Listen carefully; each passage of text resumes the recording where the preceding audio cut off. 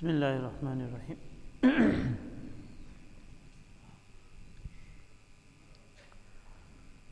الحمد للہ رب العالمین والعاقبۃ للمتقین والصلاة والسلام علی اشرف الانبیاء والمرسلین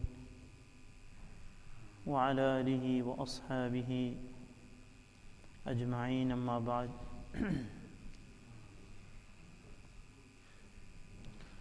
الحديث السادس عشر عن أبي موسى الأشعري رضي الله تعالى عنه قال قال رسول الله صلى الله عليه وسلم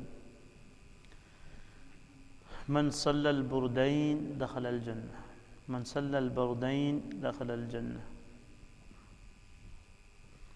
موسیٰ اشعری رضی اللہ تعالی عنہ روایت فرماتے ہیں کہ حضرت جناب نبی اکرم صلی اللہ علیہ وسلم نے ارشاد فرمایا کہ جو شخص 2 ٹھنڈی نمازیں پڑھتا ہے جنت میں داخل ہوگا. 2 ٹھنڈی نمازیں. یہ حدیث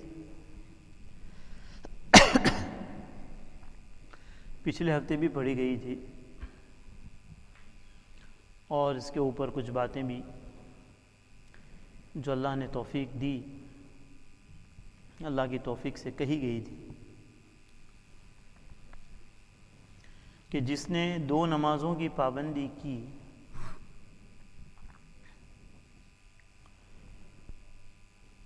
اللہ اس کو جنت میں داخل فرمائے گا.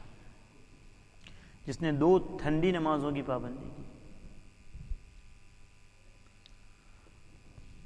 ٹھنڈی نماز فجر اور عصر جیسا کہ پچھلے ہفتے کہا گیا تھا کیونکہ یہ دونوں نمازیں ٹھنڈک میں پڑھی جاتی ہیں. عامةً عصر کے وقت بھی موسم جو ہے معتدل ہونا شروع ہو جاتا ہے, ٹھنڈا ہونا شروع ہو جاتا ہے, اور فجر میں تو ہوتا ہی ٹھنڈا ہے. تو ان 2 نمازوں کو اسپیسیفکلی بیان کیا گیا. اور میں نے پچھلے ہفتے بتایا تھا کہ اللہ نے نماز کے اندر یہ صلاحیت رکھی ہے کہ نماز انسان کے اندر اللہ تعالیٰ کے دیدار کی صلاحیت پیدا کرتی ہے, استعداد پیدا کرتی ہے. تو وہ جو صلاحیت و استعداد جو ہے وہ ان 2 نمازوں میں اتم اور زیادہ ہے. ان 2 نمازوں سے وہ صلاحیت زیادہ پیدا ہو. ایسا نہیں کہ یہ 2 نماز پڑھ لی تو کام ہو گیا, دوسری نماز نہیں پڑھنی پڑے گی, نہیں. یعنی اس میں یہ بتانا مقصود ہے کہ جو ان 2 نمازوں کو پابندی سے پڑھے گا تو وہ دوسری نمازوں کو کیا نہیں کر سکتا ہے, مس نہیں کر سکتا. کیونکہ بھائی فجر کی نماز کا جو وقت ہے غفلت کا وقت ہے. انسان اپنے کمفرٹ زون کے اندر ہوتا ہے, انسان اپنے گرم گرم بیڈ کے اندر ہوتا ہے. پھر صبح اٹھ کے چلو یہاں تو الحمدللہ اللہ کا شکر ہے کہ پانی گرم ہر گھر میں موجود ہوتا ہے, لیکن جہاں گرم پانی وغیرہ کا نظم نہ ہو, آپ ہندوستان میں یو پی میں چلے جائیں, سہارنپور کی طرف چلے جائیں, دیوبند کی طرف, لکھنؤ کی طرف چلے جائیں, تو وہاں بھی جیسے یہاں ٹھنڈی پڑتی ہے تو وہاں بھی موسم سرما میں اور کافی ٹھنڈی پڑتی ہے, بہت زیادہ ٹھنڈی ہوتی ہے. تو وہاں تو انتظام بھی نہیں ہوتا ہے. ہمیں تو تجربہ بھی ہے اس کا کہ آپ ویسے ہی اگر گیس کے اوپر 1 گھنٹہ بھی پانی رکھیں گے تو وہ ایسے ہی ابلتا رہے گا, آپ لگے گا بھی نہیں کہ وہ گرم پانی ہے. اتنی ٹھنڈی ہوتی ہے وہاں پر, بہت زیادہ ٹھنڈی ہوتی ہے. مسجدوں میں بعض جگہوں کے اوپر گرم پانی وہ کرتے ہیں, اس کو آپ کو لوٹے سے بھرنا ہے اور پھر اسی لوٹے سے آپ کو کیا کرنا ہے, وضو کرنا ہے. اور اگر وہ ختم ہو گیا, لیٹ آئے, تو پھر اسی ٹھنڈے پانی سے وضو کرو.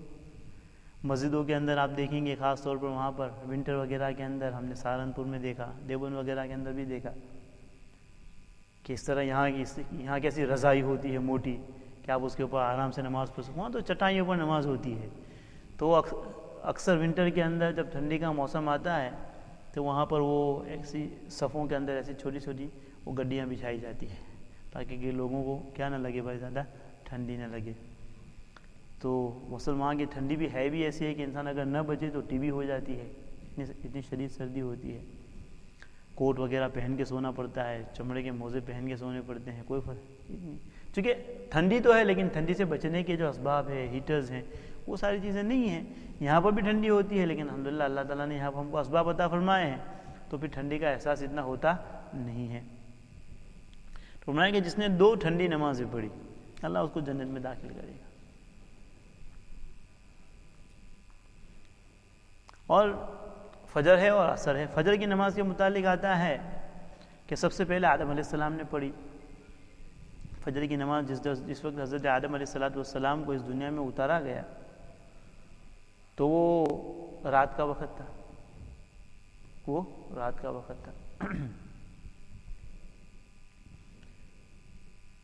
تو ان کو بڑی وحشت ہوئی کہ یہ دنیا ہے، یہاں تو کچھ دکھ ہی نہیں رہا ہے، بالکل اندھیرا ہے، جہاں تک نظر جاتی ہے کوئی بالکل یعنی انویزیبل ہے، کوئی چیز سامنے نہیں ہے، کوئی دکھ نہیں رہا ہے، کیونکہ وہ رات کا وقت تھا، کیونکہ وہ تو جنت میں رہ کے آئے تھے، جنت دیکھ کر آئے تھے، جنت کی خوبصورتی دیکھ کر آئے تھے، تو رات کا اندھیرا دیکھ کر وہ تو یہ ہو گئے۔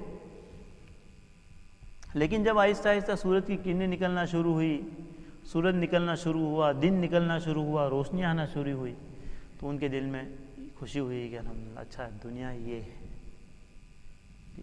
یہ دنیا ہے۔ تو جو رات کی تاریکی تھی اس کی وجہ سے ان کے دل پر ایک غم طاری ہو گیا تھا کہ اس دنیا میں رہنا ہے،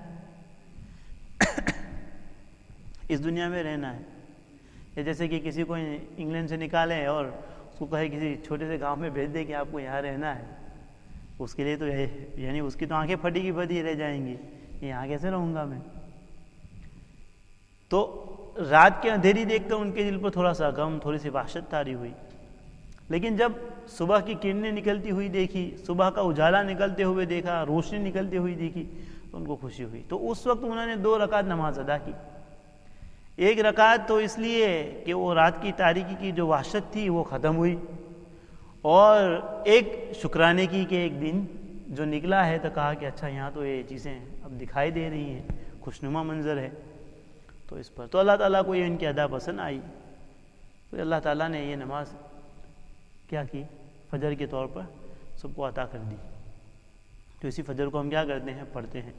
تو یہ دونوں جو وقت ہوتے ہیں بھائی غفلت کے وقت ہوتے ہیں، یہ دونوں کے کون سے وقت ہوتے ہیں، غفلت کے وقت ہوتے ہیں۔ صبح کا وقت غفلت کا ہے، عصر کا جو وقت ہے وہ عامتاً کس کا ہوتا ہے، مشغولی کا ہوتا ہے، عامتاً کس کا ہوتا ہے، مشغولی کا ہوتا ہے، کہاں انسان ادھر ادھر کام کاج میں، اور پھر یہ ہے کہ وہ اس لیے کہ انسان عامتاً انسان کی جو ڈیوٹی ہوتی ہے وہ عامتاً شام میں ختم ہوتی ہے، 5 بجے 4 بجے ختم کرتا ہے، تو بالکل تھکا تھکایا گھر آتا ہے، اب چائے پینے کا تقاضا ہو رہا ہے، اور اس وقت مؤذن اس کو مسجد آنے کے لیے کہہ رہا ہے، اس کو نماز کے لیے بلا رہا ہے، تو یہ اس کے لیے اس کے دل پر کیا ہوتا ہے، بڑا بوجھ ہوتا ہے۔ اس لیے فرمایا کہ جو ان 2 نمازوں کی پابندی کرے گا اس سے یہ بعید ہے، یعنی اس سے ہم امید نہیں کر سکتے کہ یہ کسی دوسری نمازوں کو چھوڑے گا، یعنی یہ 2 نمازیں پڑھے گا ہی نہیں، وہ تو دوسری نماز تو پڑھنے ہی والا ہے، لیکن جو مشکل نمازیں پڑھے گا تو دوسری نمازوں کی تو پابندی وہ کرے گا ہی کرے گا۔ پہلے بھی میں نے ایک بات بتائی تھی کہ یہ جو وقت جو ہے فجر کا وقت اور عصر کا وقت، یہ فرشتوں کی ڈیوٹی کے بدلنے کا وقت ہے۔ فجر کے وقت جو رات کے فرشتے ہیں ان کی ڈیوٹی ختم ہوئی، نائٹ شفٹ والے گئے اور ڈے شفٹ والے آ گئے ابھی، اور عصر کے وقت جو ڈے شفٹ والے ہیں ان کی ڈیوٹی ختم، اب نائٹ شفٹ والے آ رہے ہیں۔ تو میں نے پچھلے ہفتے یہ کہا تھا کہ اللہ نے یہ 2 وقت فرشتوں کی ڈیوٹی کے چینج کا رکھا ہے، اللہ تعالیٰ نے یہ وقت رکھا ہے فرشتوں کی ڈیوٹی کے چینج ہونے کا، اور ایک نہیں ہزاروں خربوں فرشتے آتے ہیں جب ان کی ڈیوٹی چینج ہوتی ہے، کہ یہ 2 فرشتے تو ہمارے ساتھ ہیں لیکن اور بھی اللہ نے ہمارے ساتھ کتنے فرشتے رکھے ہیں، ٹھیک ہے نا۔ اور اگر آپ پورے محلے کے اندر، پوری سوسائٹی کے بستی کے اندر اگر 20,000 لوگ رہتے ہیں تو ان کے جو 2 فرشتے ہیں وہی 40 تو ہو گئے، اور پھر جو الگ حفاظتی فرشتے ہیں ان کا جو دستہ ہے، ان کا جو گروپ ہے جو حفاظت کے لیے اللہ نے فرشتے رکھے، بہت سی مرتبہ ہم کیا ٹھوکر لگتی ہے اور گرنے جاتے ہیں اور پھر سنبھل جاتے ہیں، وہ فرشتہ بچا لیتا ہے۔ فرشتہ کیا کر لیتا ہے، فرشتہ تھام لیتا ہے، فرشتہ بچا لیتا ہے، کہ میں بچ گیا، وہ فرشتے نے بچایا اس کو، فرشتے نے اس کو پکڑ لیا، وہ حفاظتی فرشتے، کون سے فرشتے ہیں؟ اللہ نے حفاظت کے لیے رکھے. ہاں لیکن جب انسان کا گرنا مقصود ہوتا ہے, کبھی ایکسیڈنٹ اس کے مقدر میں لکھا ہے, تو اللہ ان فرشتوں کو ہٹا لیتا ہے وہاں سے. اللہ ان فرشتوں کو کیا کر لیتا ہے؟ ہٹا لیتا ہے. تو اللہ فرشتوں کے ذریعے حفاظت فرماتے ہیں. تو اب انسان اندازہ لگائے کہ کتنے فرشتوں کا ہجوم ہوتا ہوگا ان 2 ٹائم کے اندر. تو فرشتوں کی صحبت مل جاتی ہے اس کو, فرشتوں کی صحبت. اور یہ وقت اللہ نے کیوں رکھا ہے؟ اس کے پیچھے حکمت یہ ہے, حکمت تو اور بھی ہو سکتی ہے, تو جو علماء نے لکھی ہے کہ یہ فرشتے تھے جب اللہ تعالیٰ نے آدم علیہ السلام کو پیدا فرمایا تھا, تو فرشتوں نے اعتراض کیا تھا نا, یہ تو قال ربک للملائکۃ انی جاعل فی الارض خلیفہ قالوا وتجعل فیها من یفسد فیها. اللہ ایسے لوگوں کو کیوں بنا رہے ہیں کہ جو بمبارنگ کریں گے, ایک دوسرے کو ماریں گے, ایک دوسرے سے حسد کریں گے, ایک دوسرے کو کاٹیں گے, ایک دوسرے کے اوپر میجک کریں گے, ایک دوسرے سے لڑیں گے, ایک دوسرے سے حسد کریں گے, ایک دوسرے کی گردن کے پیچھے بھاگیں گے. حضرت مولانا علی میاں صاحب رحمۃ اللہ علیہ نے لکھا ہے نا کہ ہم سے تو جانور اچھے ہیں, ہم سے تو کیا ہے؟ جانور اچھے ہیں. انسان تو انسان پر, اپنی برادری پر حملہ کرتا ہے, کم از کم جانور اپنی برادری پر تو کیا نہیں کرتے, وہ لوگ حملہ نہیں کرتے. انسان تو انسان کے اوپر حملہ کر رہا ہے. کسی شیر نے کسی پر حسد کیا؟ نہیں. ہم اپنے ہی لوگوں سے حسد کر رہے ہیں, ہمیں اپنے ہی لوگوں سے وحشت ہے. اوروں کے سے ہم کیا شکایت کریں گے اوروں سے؟ اللہ میں اس کی سمجھ عطا فرمائے. تو اللہ رب العزت نے یہ 2 وقت رکھے کیونکہ فرشتوں نے اعتراض کیا تھا کہ وَتَجْعَلُ فِيهَا مَن يُفْسِدُ فِيهَا, یہ زمین میں جائیں گے, فساد مچائیں گے, توڑ پھوڑ کریں گے, وَيَسْفِكُ الدِّمَاءَ, خون بہائیں گے. تو فرشتوں نے کہا یعنی اگر آپ کو عبادت مقصود ہے تو وہ ڈیوٹی تو ہم لوگ کر رہے ہیں, فرشتے کر رہے تھے نا وہ ڈیوٹی. اور جب سے اللہ نے فرشتوں کو بنایا ان کا کام ہی یہی ہے, وہ اپنی ڈیوٹی پر لگے ہوئے ہیں, عبادت میں لگے ہوئے ہیں, کوئی رکوع میں, کوئی سجدے میں, کوئی نماز میں. ہر فرشتہ اپنی عبادت میں لگا ہوا ہے. اور کتنے فرشتے ہیں؟ کہا کہ وہ اللہ نے بیت معمور بنایا ہے, اس کے وہ طواف میں لگے ہوئے ہیں جو فرشتے جس کو اللہ نے طواف کے لیے لگایا ہے. اتنے فرشتے ہیں کہ جو ایک مرتبہ طواف کرتا ہے اس کی قیامت تک پھر باری نہیں آتی. اتنے سارے فرشتے اللہ نے پیدا کیے. تو کہا کہ اگر اسی کی ضرورت ہے تو ہم وہ ڈیوٹی تو کر رہے ہیں. تو اللہ نے ایک جواب تو دیا تھا, انی اعلم ما لا تعلم. یہ الزامی جواب تھا کہ اگر آپ کا بیٹا آپ کے کام کے اوپر کوئی اعتراض کرے کہ ابو ایسا کیوں کر رہے ہیں, تو ایک جواب تو ہوگا کہ تو باپ ہے کہ میں باپ ہوں, تو باپ ہے کہ میں. بہت سارے لوگ کہتے ہیں نا کہ بھائی کہ اگر میری شادی ہو گئی, 2 بچے ہو گئے, پھر میں خوش. شادی ہو گئی, 2 بچے ہو گئے, میں خوش. تو اس کو بتا کہ تیرے باپ کے پیچھے 2 بچے ہیں, تیرے باپ سے پوچھ کے وہ کتنا خوش ہے کہ نہیں. وہ کہتا ہے کہ شادی ہو گئی, 2 بچے ہو گئے, خوش. تو بھائی تیرے باپ کے پیچھے 2 ہی بچے ہیں, تو تیرے والد سے پوچھ لے کہ وہ خوش ہے کہ نہیں ہے,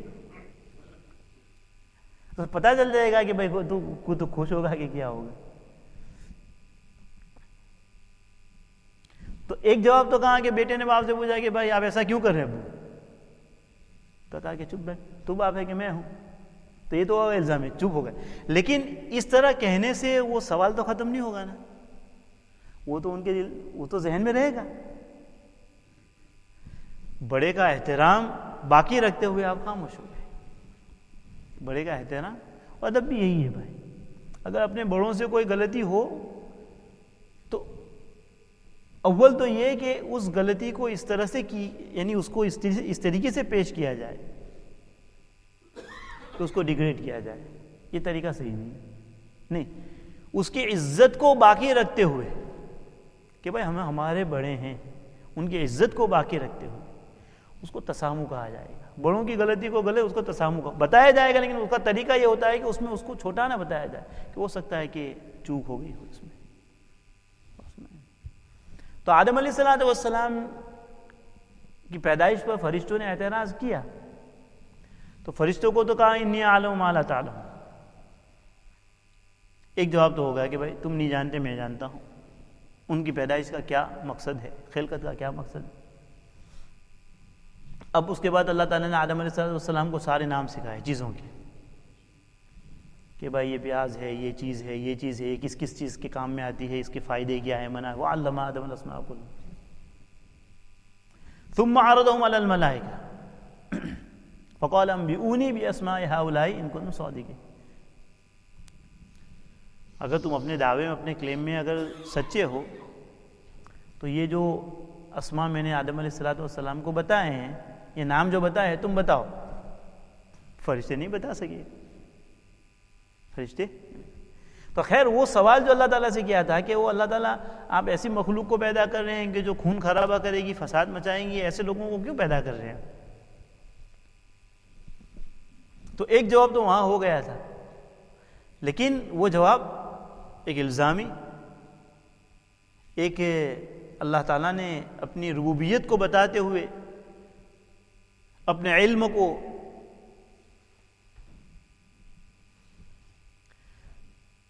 بتاتے ہوئے کہ جو علم میرے پاس ہے، جو میں جانتا ہوں وہ تمہارے پاس نہیں ہے، تم اس کو نہیں پہنچ سکتے۔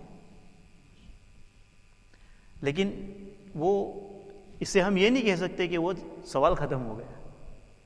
تو یہ ان کو جواب دیا جا رہا ہے۔ اللہ نے ایسے دو وقت میں فرشتوں کی ڈیوٹی رکھی، اللہ نے ایسے وقت میں فرشتوں کی ڈیوٹی رکھی، ان کی ڈیوٹی کو چینج کیا کہ جو غفلت کے وقت ہے۔ تو کون سے وقت ہے بھائی؟ غفلت کے وقت ہے۔ ان کی ڈیوٹی فجر کے وقت، عصر کے وقت، جو دونوں وقت غفلت کی اور سستی کی ہے، لیزینس، انسان بالکل لیزی ہوتا ہے، اس میں سستی میں پڑا ہوا ہوتا ہے، سستا پڑا ہوا ہوتا ہے۔ تو اسی وقت فرشتے آ رہے ہیں، ایک نہیں ہزاروں کھربوں فرشتوں کا ہجوم ہو رہا ہے۔ تو جو فرشتے ڈیوٹی ختم کر کے آسمان پر جا رہے ہیں، اللہ ان سے پوچھتے ہیں کہ تم جب ڈیوٹی ختم کر کے آئے تو میرے بندے کیا کر رہے تھے، تم نے ان کو کس حالت میں چھوڑا؟ کہا کہ اللہ وہ تو نماز میں مشغول تھے۔ عصر کے وقت جب ڈیوٹی ختم ہوتی ہے، وہ ڈیوٹی ختم کرتے فرشتے اوپر جاتے ہیں، بھائی کس حال میں چھوڑ کے آئے ہو؟ تو کہا کہ اللہ وہ تو نماز میں مشغول ہے۔ تو یہ اللہ ان کو وہ جواب دے رہا ہے کہ جن کے متعلق تم یہ کہتے تھے کہ وہ زمین میں فساد برپا کریں گے، لوگوں کا خون بہائیں گے، یہ وہی لوگ ہیں جو سستی کے وقت میں میری عبادت کے لیے آ رہے ہیں۔ اور سستی کے وقت میں کہاں آ رہے ہیں؟ میری عبادت کے لیے آ رہے ہیں۔ تو بھائی جو ان دو نمازوں میں فجر عصر کے اندر پابندی کرے، جو سستی کے اوقات ہیں، تو یہ اس کی عبادت سے محبت کی دلیل ہے۔ عبادت سے محبت کی کیا ہے؟ دلیل ہے۔ تو ان دو نمازوں کو اسپیسیفکلی بیان کیا، خاص طور پر بیان کیا کہ من صلی البردین، کہ جس نے عصر اور فجر کو پڑھا، اللہ رب العزت اس کو کہاں داخل فرمائیں گے؟ جنت میں داخل فرمائیں گے۔ اس کا مطلب میں نے بتایا کہ یہ نہیں ہے کہ دوسری نماز اس کو نہیں پڑھنا ہے، مطلب یہ ہے کہ جو ان دو نمازوں کی پابندی کرے گا وہ دوسری نمازوں کی بدرجہ اولا اچھی طریقے سے کیا کرے گا؟ پابندی کرے گا۔ 70ویں حدیث ہے، عن ابی ہریرہ رضی اللہ تعالی عنہ قال قال رسول اللہ صلی اللہ علیہ وسلم اذا مرض العبد او سافر كتب له مثل ما كان يعمل مقيما صحيحا سبحان اللہ۔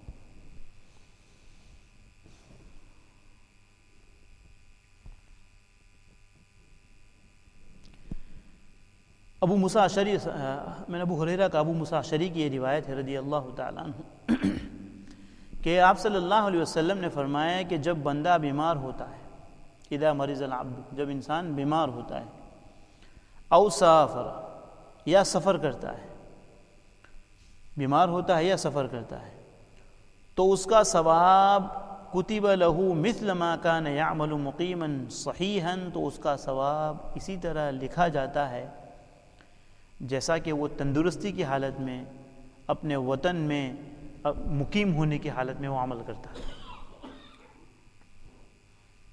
کیا کہہ رہے ہیں اس حدیث کے اندر کہ ایک انسان ہے، مقیم ہے، یعنی اپنے گھر کے اوپر ہے۔ انسان مسافر کب کہلاتا ہے؟ جب وہ 48 مائل کا سفر کرتا ہے تو وہ کیا بن جاتا ہے؟ مسافر بن جاتا ہے۔ ویسے ادھر ادھر برمنگھم گیا، وولہمپٹن گیا تو وہ مسافر نہیں، یعنی عرفاً اس کو مسافر کہیں گے، عرفاً کلچرل کہیں گے بھائی انسان سفر میں، لیکن شرعی مسافر وہ اسی وقت ہوگا جب کہ وہ 48 مائل سے زیادہ کیا کرے گا؟ وہ سفر کرے گا، تب وہ شرعی مسافر کہلائے گا۔ تو اس حدیث میں بخاری شریف کی روایت ہے کتاب الجہاد کی کہ ایک انسان مقیم ہونے کی حالت میں جو عمل کرتا ہے، تندرستی کی حالت میں جو عمل کرتا ہے اور اس کی اچھے اعمال کی اس کی عادت تھی، اس کا روٹین تھا،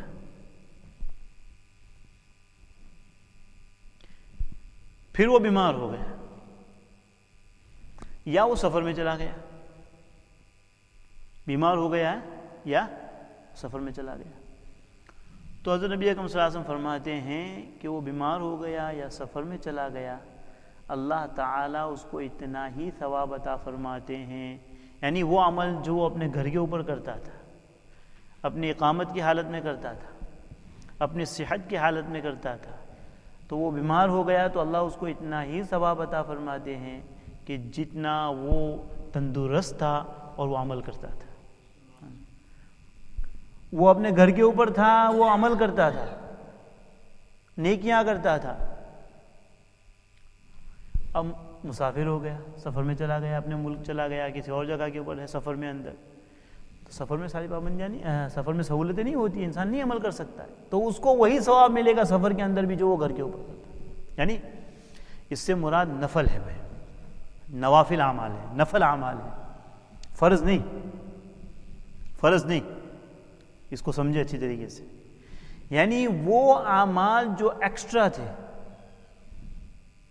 نفل تھے، مستحبات تھے، جس کو انسان اپنے گھر کے اوپر کرتا ہے نا۔ مثال لے لیجئے کہ ایک انسان ہے اپنے گھر کے اوپر وولسل میں ہے، اور وولسل میں وہ ماشاءاللہ فرض نمازوں کے ساتھ نوافل کی بھی پابندی کرتا ہے، ہر نماز کے بعد نفل بھی پڑھتا ہے، سنتیں بھی پڑھتا ہے، وہ اپنے گھر کے اوپر اس کو کلام پاک پڑھنے کی عادت ہے، روزانہ 3 پارے پڑھ لیتا ہے، اوابین پڑھنے کی اس کی عادت ہے، چاش پڑھنے کی عادت ہے، اشراق پڑھنے کی اس کی عادت ہے، پابندی سے پڑھتا ہے، یہ ساری نوافل ہے، ٹھیک ہے۔ اب وہ مسافر ہو گیا، بیمار ہو گیا، یا ہے کہ جماعت کے ساتھ نماز پڑھنے کی اس کو عادت ہے، اس کی کبھی جماعت نہیں جاتی ہے، جماعت کے ساتھ پابندی کے ساتھ نماز پڑھتا ہے، نماز با جماعت کا پابند ہے، اب کیا ہو گیا؟ بیمار ہو گیا، بیمار ہو گیا، بیماری کی وجہ سے وہ جماعت کے لیے مسجد میں نہیں آ سکتا، بیمار ہو گیا، اب بیماری کی وجہ سے اب وہ کیا نہیں کر سکتا، جو 3 پارے کی تلاوت کرتا تھا اب وہ 3 پارے کی تلاوت اس سے ہوتی نہیں، بیمار ہو گیا، اب وہ نوافل کی جو پابندی اس سے ہوتی تھی، وہ نوافل کی پابندی، وہ 6 رکعت اوابین کی پڑھتا تھا، اب نہیں پڑھ سکتا، اشراق و چاش پڑھتا تھا، نہیں پڑھ سکتا، بیماری آ گئی۔ یہ ہے کہ سفر میں چلا گیا، بھائی انسان سفر میں جاتا ہے تو سفر میں کیا ہوتا ہے؟ گھر کی طرح سہولت تو نہیں ہوتی، انسان نماز پڑھے گا تو نماز کے بعد اس کے سفر میں ایک انسان ایک مینٹلٹی ایسی بن جاتی ہے، انسان کی سوچ ایسے بن جاتی ہے کہ انسان کسی چیز میں فوکس کرنا چاہے تو فوکس کر سکتا نہیں ہے، کیونکہ ہر وقت اس کو اس کے ذہن میں یہ بات لگی رہتی ہے کہ مجھے آگے چلنا ہے، مجھے آگے بڑھنا ہے، مجھے یہاں سے نکلنا ہے، میرا یہ کام باقی ہے، میرا وہ کام باقی ہے، میرا وہ کام باقی ہے۔ تو سفر میں تو ویسے بھی، سفر شرعی میں تو ویسے بھی گنجائش ہے کہ انسان، اکثر یہ لوگ سوال کرتے ہیں کئی مرتبہ یہ سوال کیا جاتا ہے کہ بھائی سفر میں انسان سنت وغیرہ پڑھے کہ نہ پڑھے، سفر وغیرہ میں انسان سنت پڑھے کہ نہ پڑھے، تو اس میں یہی بات یاد رکھنی چاہیے کہ بھائی گنجائش ہے، انسان فرض نماز پڑھ کے آگے اپنا کام کر سکتا ہے، سنت اور نوافل کو چھوڑنے کی اس کو مسافر، لیکن وہ مسافر کون سا ہو؟ سفر شرعی کے اندر اس کو سنت وغیرہ چھوڑنے کی گنجائش ہے۔ لیکن اس میں علماء نے ایک بات یہ کہی ہے کہ اگر وہ مسافر ہے، لیکن مسافر ایسا مسافر ہے کہ ابھی اس نماز کے بعد اس کو فوراً سفر کرنا نہیں ہے، نماز کے بعد فوراً اس کو سفر کرنا نہیں، ابھی اس کے پاس وقت ہے، اب اس کے پاس کیا ہے؟ ٹائم ہے۔ مثلا پاکستان گئے ہیں، ہندوستان گئے ہیں، بنگلہ دیش گئے ہیں، تو آپ مسافر ہیں، 15 دن سے کم اگر رہ رہے ہیں تو 15 دن ہے تو پھر آپ تو مقیم بن جائیں گے، تو آپ کے اوپر وہ سارے احکام ہوں گے جو ایک مقیم کے ہوتے ہیں، ٹھیک ہے، اس سے کم ہے تو آپ کو وہاں رہنا ہے، لیکن ابھی آپ کو فوراً سفر نہیں کرنا ہے۔ تو علماء نے لکھا ہے کہ بھائی کیا کرے انسان؟ سنت بھی پڑھے، سنت بھی پڑھے، اگرچہ مسافر ہے، گنجائش تو ہے اس کے لیے، لیکن افضل ہے کہ وہ سنت پڑھے، اس کو ثواب بھی زیادہ ملے گا۔ اور ایک ہے کہ آپ مسافر ہیں لیکن فوراً آپ کو سفر کرنا ہے، فوراً سفر کرنا ہے، تو اس کے لیے گنجائش ہے کہ وہ سنت وغیرہ چھوڑ کے آگے اپنا سفر بڑھائے، ٹھیک ہے نا۔ تو اکثر لوگ پوچھیں کہ سنت پڑھنا ہے نہیں پڑھنا؟ افضل ہے کہ اگر آپ کے پاس وقت ہے تو ضرور پڑھیں، وقت نہیں ہے آپ کو آگے بڑھنا ہے تو پھر آپ اس کو کیا کر سکتے ہیں؟ یہ کر سکتے ہیں۔ تو بھائی اس حدیث کے اندر ہم کو کیا بتایا گیا ہے؟ گویا کہ اس حدیث کے اندر ہم کو اللہ تعالیٰ کی طرف سے پینشن اسکیم بتائی گئی ہے کہ نہیں؟ ایک انسان ہے، وہ بھائی مثال بھی ایسی دینی چاہیے جو سمجھ میں آئے، ہے کہ نہیں؟ تو سب سے انسان کے زیادہ قریب وہ چیز ہوتی ہے کون؟ آج انسان کے سب سے دل کے قریب کون سی چیز ہے؟ اس کا مال، ہے کہ نہیں؟ تو اس کی مثال جلدی سمجھ میں آتی ہے، مال کی مثال کیا ہوتی ہے؟ جلدی سمجھ میں آتی ہے۔ ایک انسان ہے بوڑھا ہو جائے اور یہ کلیم کرے کہ بھائی مجھے پینشن چاہیے، مجھے کیا چاہیے؟ پینشن چاہیے، تو حکومت کی طرف سے اگر یہ کہا جائے کہ بھائی آپ نے نیشنل انشورنس تو پے کیا نہیں ہے، یعنی آپ نے نیشنل انشورنس تو آپ کا ادا تو ہوا نہیں ہے، تو پھر آپ کو پینشن کیسے ملے گی؟ پینشن کا کیا مطلب ہے؟ کام کچھ نہیں کرنا ہے اور پیسے مفت میں لینا ہے، یہ ہے پینشن۔ تو یہ جو ہے نا، یہ بیماری کا پینشن ہے، یہ بڑھاپے کا پینشن ہے، کہ انسان جب صحت مند ہے، خذ من صحتک لمرضک،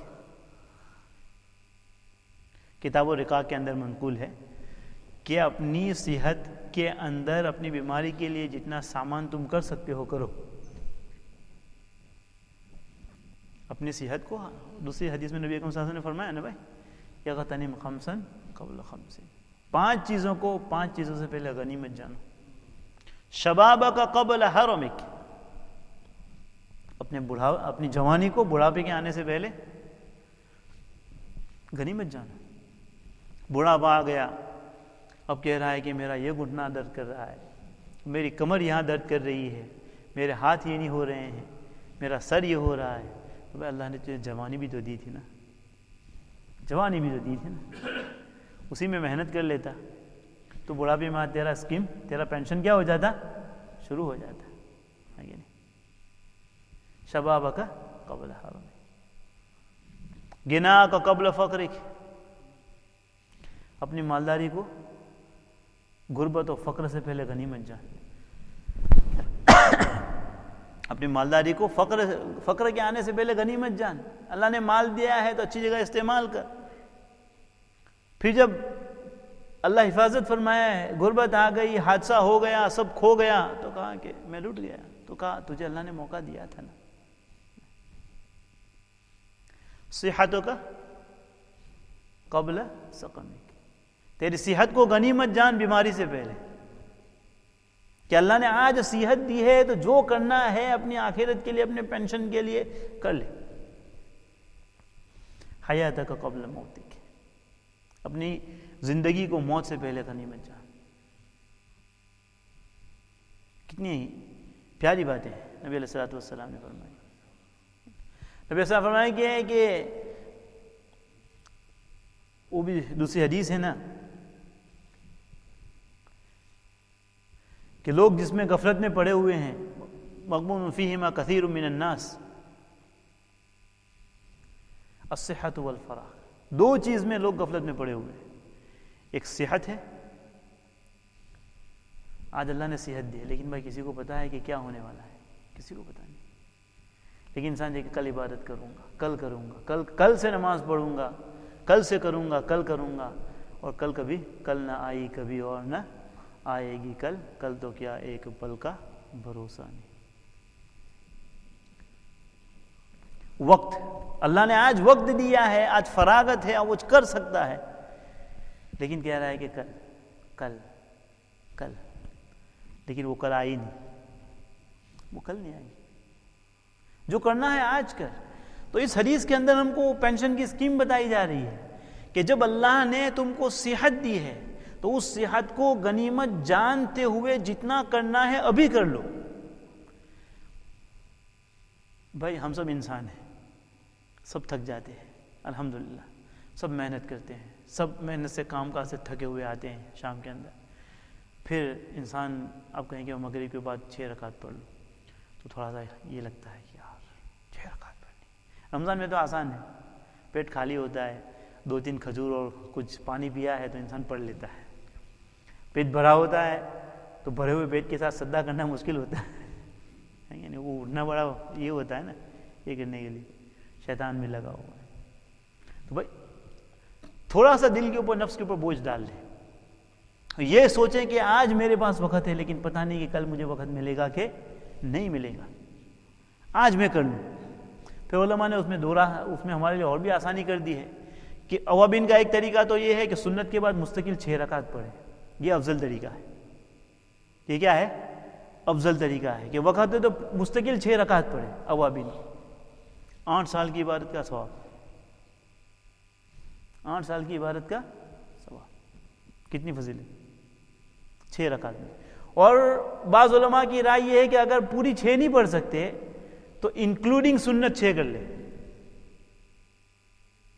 انکلوڈنگ سنت کیا کر لے؟ 6 پڑھ لے. تبھی کہتے ہیں کہ اس پر بھی اللہ تعالیٰ اوابین کا ثواب دے دے گا. چلو 2 کنسیشن ہو گئی ہے کیا؟ پوری 6 پڑھے بہت اچھی بات ہے، ضرور پڑھیں، نہ تو کم از کم اس کو انکلوڈ کریں. تہجد کے لیے نہیں اٹھ سکتے، علماء نے آسانی فرما دی کہ بھائی عشاء کے بعد 2 رکعت کم از کم تہجد کی نیت سے پڑھ کے سوئیں. سونے سے پہلے ہی 2 رکعت پڑھ لے کہ بھائی اللہ سے یہ دعا کر لے کہ اللہ میں تو کمزور ہوں، اللہ میرے بس میں یہی ہے کہ میں اٹھ جاؤں، میں اٹھ نہیں سکتا تو میں پڑھ کے سو رہا ہوں. اللہ تعالیٰ اس پر بھی ثواب دے دے گا. تو کتنی آسانیاں ہوں گی.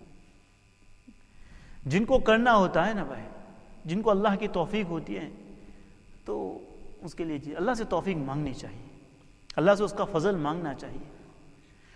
توفیق آئے گی کوشش سے. صرف انسان توفیق کرتا رہے تو توفیق نہیں آئے گی، نہیں، اس کے لیے تھوڑی کوشش بھی کرنی پڑے گی. علامہ انسان اپنے ہر وقت کو غنیمت جانے کہ اس وقت میں تھوڑا سا وقت ہے، اور اس کے لیے اپنے اندر دینداری والی سمجھ پیدا کرے. داؤد طائی رحمۃ اللہ علیہ کے متعلق آتا ہے کہ وہ روٹی کو پانی کے اندر بھگو دیتے تھے. روٹی کو پانی کے اندر بھگو دیتے تھے، اور پھر جب روٹی نرم ہو جاتی تھی تو اس کو پی لیتے تھے. کسی نے کہا کہ حضرت سالن کے ساتھ کھائیے اس کو، روٹی تو سالن کے ساتھ کھائی جاتی ہے. تو کہا کہ میں نے اندازہ لگایا کہ میں جب روٹی کو سالن کے ساتھ کھاتا ہوں اور اس کو پانی میں ڈال کے گھول کے پیتا ہوں تو دونوں کے اندر میں نے فرق لگایا کہ مجھے 50 آیتوں کا نفع ہوتا ہے. یعنی جب میں سالن کے ساتھ کھاتا ہوں تو میرا اتنا وقت جاتا ہے کہ اتنی دیر میں 50 آیتیں پڑھ سکتا ہوں. تو میں نے اپنا روٹین بدل دیا اور روٹی کو پانی کے اندر گھول کر پینا شروع کر دیا. اتنے وقت میں 50 آیتیں پڑھ لیتا ہوں. کوئی مشکل بات نہیں. ہم تو بھائی کمزور لوگ ہیں، ہم اتنا مجاہدہ نہیں کر سکتے روٹی کے اندر پانی ڈال کر، ہے کہ نہیں، یا پانی کے اندر روٹی ڈال کر، یہ تو ان لوگوں کے. لیکن میں بات کر رہا ہوں سمجھ کی، بات کر رہا ہوں سمجھ کی. جب انسان کی سمجھ یہ ہو جاتی ہے نا تو وہ کہیں سے بھی راستہ نکال لیتا ہے. اور علامہ جرجانی رحمۃ اللہ علیہ کے متعلق میرے خیال سے آتا ہے کہ وہ جب لکھتے تھے اور قلم کو تراشتے تھے، قلم کو، اس زمانے میں تو وہ قلم ہوتی تھی چھیلنے والے تھے، آج کل پینسل ہوتی ہے، تو اس چھیلنے کے درمیان وہ کیا کرتے تھے؟ سبحان اللہ سبحان اللہ سبحان اللہ سبحان اللہ. ایک لمحہ ان کا کیا نہیں ہوتا تھا؟ ضائع نہیں ہوتا تھا.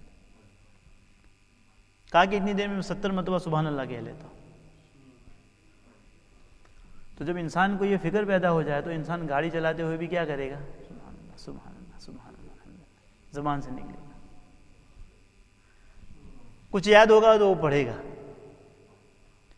انسان کو خالی وقت ملے گا، انسان اپنی زبان کو ذکر کی، کہ اس کو پتا ہے کہ یہی چیز مجھے کیا آنے والی ہے، یہ میرا پینشن ہے. کہ آپ خالی وقت میں کیا کر رہے ہیں؟ اب بیماری کی وجہ سے اس کو نہیں کر سکتے، سفر کی وجہ سے اس کو نہیں کر سکتے، اللہ آپ کا پینشن شروع کر دے گا کہ یہ میرا بندہ جو تھا یہ نوافل کی پابندی کرتا تھا، یہ میرا بندہ نوافل کی پابندی کرتا تھا، اب بوڑھا ہو گیا. بھائی ایک دنیا کی حکومت ایک بوڑھے انسان کو پالتی ہے، بغیر محنت کے اس کو دیتی ہے، تو کیا میرا اللہ وہ تو سب رحیموں سے رحیم ہے، وہ تو سب کریموں سے کریم ہے، وہ تو سب سخیوں سے سخی ہے. اس کے خزانے تو لامحدود ہیں، اس کی کوئی انتہا نہیں ہے. تو دنیا والے تم کو کھلا سکتے ہیں، تو اگر صحت کے اندر، تندرستی کے اندر ہم نے کچھ اعمال ایسے کیے ہوں گے، اس لیے میں کہتا ہوں کہ اپنی صحت کے وقت میں قرآن کا معمول بنائیں، کم از کم روزانہ سورہ یاسین شریف پڑھیں. کون سی بڑی مشکل بات ہے؟ 5 منٹ لگتے ہیں. 5 منٹ جب انسان کا روٹین بن جاتا ہے تو 5 منٹ لگتے ہیں. مغرب کے بعد سورہ واقعہ کا اہتمام کرے، سورہ سجدہ کی تلاوت کرے، ٹھیک ہے نا بھائی، سورہ تبارک کی تلاوت کرے، جمعہ کے دن سورہ کہف اور سورہ دخان کو پڑھیں. ان کا کم از کم اپنا معمول بنائیں کہ جب کبھی ایسا ہوا، اللہ نہ کرے کہ آپ سفر میں گئے، سفر میں تو ہر انسان جاتا ہے، وہاں اگر آپ سے پابندی نہ بھی ہوئی تب بھی اللہ اس پر ثواب عطا فرمائے گا، نوافل پر ثواب ملے گا، قرآن کی تلاوت پر ثواب ملے گا. 2 پیج پڑھنے کا معمول بنائے، 3 پیج پڑھنے کا، 5 پیج پڑھنے کا، جتنا بھی آپ سہولت کے ساتھ پڑھ سکتے ہیں.